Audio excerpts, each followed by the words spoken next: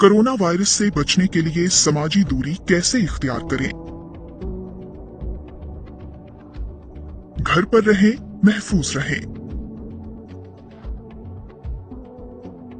ज्यादा लोगों के इकट्ठे होने और बड़े इज्तिमाआत में शामिल होने से गुरेज करें। हाथ मिलाने या गले मिलने से परहेज करें। एक दूसरे को फासले से सलाम करें। किसी भी ऐसे शख्स से मेलजोल करने से गुरेज करें जिसमें सांस की बीमारी की अलामात नजर आ रही हों, जैसे खांसी, बुखार, सांस लेने में दुश्वारी और जिस्म में दर्द।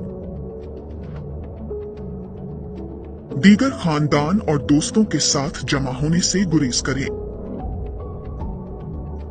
मुलाकातों के बजाय दूर से राब्ता मुमकिन बनाने के लिए मोबाइल फोन और सोशल मीडिया का इस्तेमाल करें। अपनी और अपने खानदान की हिफाजत के लिए अगर मुमकिन हो तो दफ्तर का काम घर से करें।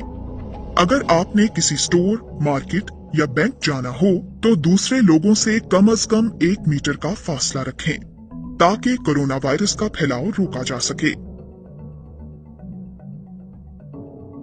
बीमारी की अलामात हों तो घर पर रहते हुए डॉक्टर से राब्ता करें या 1166 पर कॉल करें।